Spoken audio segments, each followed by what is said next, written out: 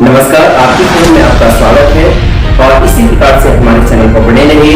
Latest news देखने के लिए हमारे चैनल को सब्सक्राइब जरूर करिएगा और जो भी जॉब से रिलेटेड अलर्ट चाहिए तो आप हमारे इस चैनल को सब्सक्राइब जरूर कर लें। और लीजिए खबरों की शुरुआत करते हैं और देखते हैं कि अब इस ग्रामीण क्षेत्र में बहुत से युवा यहाँ पर एकत्रित हैं और यहाँ पर इनसे पूछते हैं इनका क्या रुझान है और बुंदेलखंड में ये किसको चुनना चाहते हैं। आपका नाम क्या है? देवेंद्र सिंह। अच्छा, देवेंद्र सिंह जी, आप आगे आने वाले चुनाव में 20 तारीख को चुनाव होने जा रहा है क्या, तो आप किसको चुनना चाहते हैं? बीजेपी। बीजेपी ही क्यों, किस नाम पे आप वोट देना चाहते हैं? विकास के नाम यहाँ पे विकास के नाम पे बीजेपी की वोट देने की बात कही जा रही है। और इसी क्रम में हमारे पास एक और युवा खड़े हैं नौजवान, इनसे पूछते हैं कि ये किसको चुनना चाहते हैं? योगी जी को क्यों? विकास गंगा के नाम पर। अच्छा, विकास के यहाँ पे सभी युवाओं का एक ही बात कही जा रही है कि विकास के नाम पे योगी जी को चुनेंगे।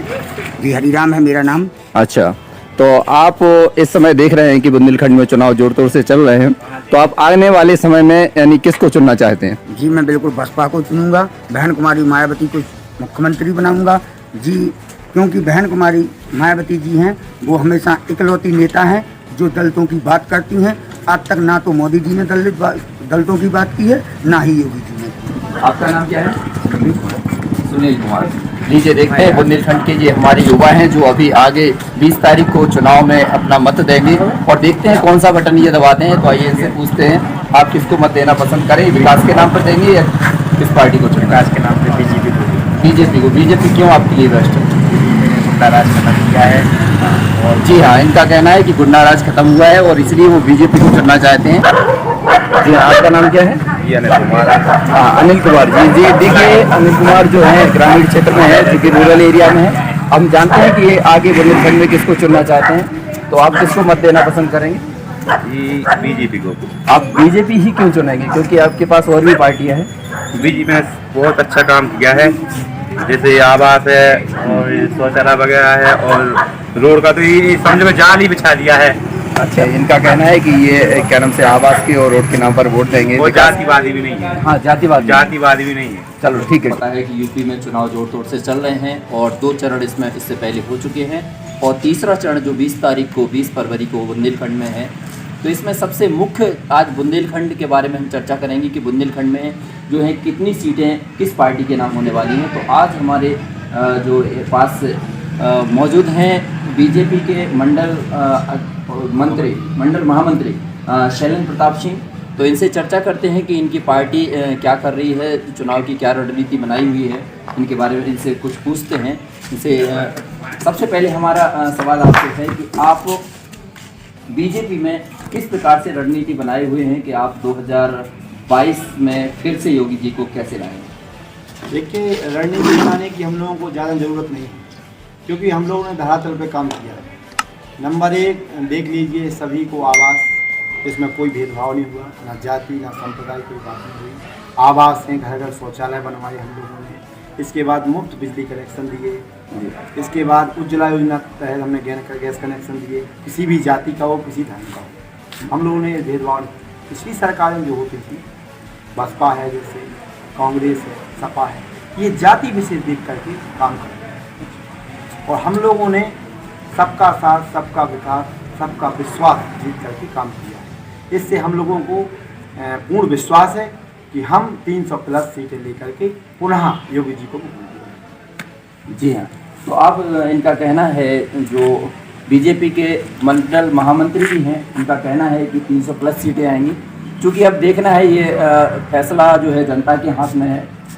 पीछे कुछ जनता भी बैठी है, इनसे भी अभी हम रूबरू होंगे कि इनका क्या मत है और ये किसको मत देना चाहते हैं। और यहाँ पे जो हमारे महामंत्री जी हैं, इनसे और अगला क्वेश्चन करेंगे कि आगे जो आपके क्षेत्र में है किस प्रकार से, यानी पिछले 5 सालों में विकास हुआ, विधायक जी ने क्या विकास किया और साथ में यहाँ की जनता जो है विधायक जी के नाम पर वोट दे रही है या फिर सरकार के नाम पर, मोदी जी के नाम पर वोट दे रही है?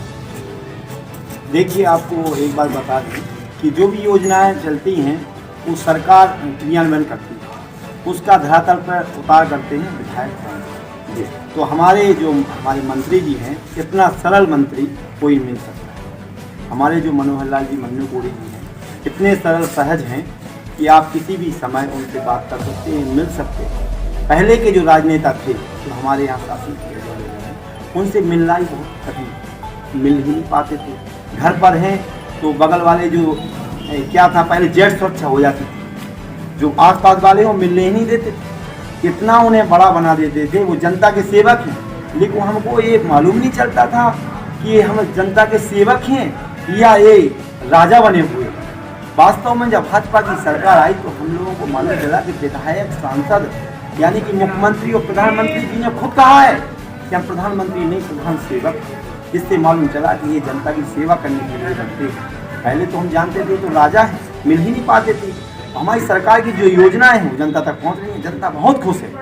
अच्छा, प्रचंड बहुमत से फिर सरकार बनाई। अभी हमने देखा कि यहाँ पर कई जो हैं युवा हैं वो बोल रहे हैं कि उनके लिए नौकरी नहीं मिली है और रोजगार नहीं मिले हैं, तो उनका ये कहना है, बोलते हैं कि योगी सरकार में ये नौकरियाँ नहीं निकली हैं, तो इसका कारण, इसके बारे में आप क्या कहेंगे? नौकरियां बहुत सी जगह। आपका मतलब है कि विकास केवल यूपी में जो हुआ है योगी राज में हुआ है? बिल्कुल, ये 100% सत्य है। योगी सरकार ने जितना विकास किया है वो अभी तक स्वतंत्रता के बाद हुआ ही नहीं। यूपी के बच्चे बच्चे से पूछ लीजिए आप 100 लोगों को बुलाइए, उसमें किसी एक व्यक्ति को पकड़िए, आप उससे पूछिए तो ऐसा कोई व्यक्ति नहीं मिलेगा जिसे कोई ना कोई योजना का लाभ नहीं मिला है। हमारा लक्ष्य है अंत्योदय, लक्ष्य अंत्योदय, पथ अंत्योदय, यानी अंत के व्यक्ति तक का उदय होना चाहिए। अच्छा, तो आपका कहना है कि बुंदेलखंड में बढ़ चढ़ के जो है आपकी बीजेपी आगे?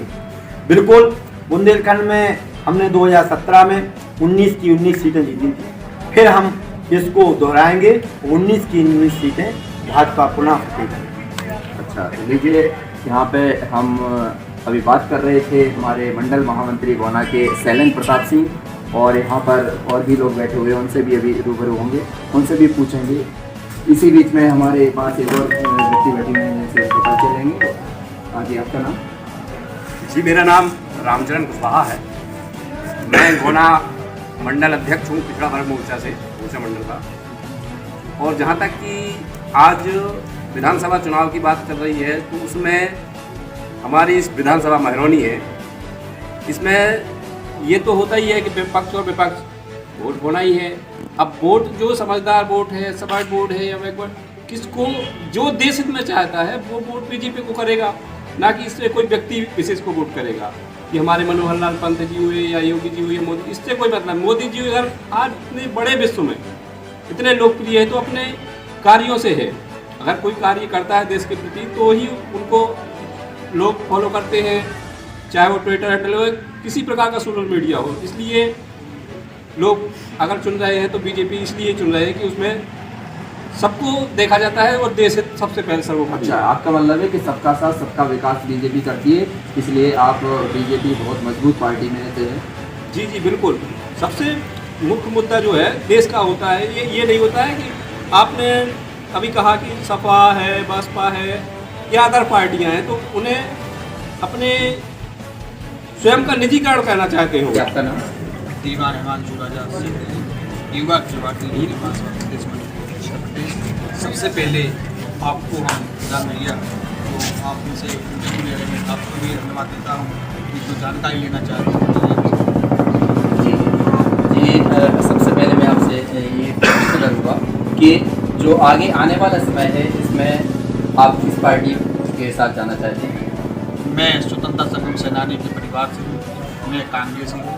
कांग्रेस में 30 साल से उत्तर प्रदेश में शासन भी नहीं है, तो भी हम लोग ऐसे समय पर कांग्रेस का संग दे रहे हैं। तो हमारे साथ में भी हमारे लोधी समाज के बंधुओं से हमें निवेदन कर रहे हैं कि ललितपुर विधानसभा में लोधी समाज को टिकट दिए बलवंत सिंह तो गाँव जाके लोधी समाज का मत कांग्रेस में। इसका मतलब आपका कहना है कि लोधी समाज का जो मत है वो यानी कांग्रेस को डाल रहा है?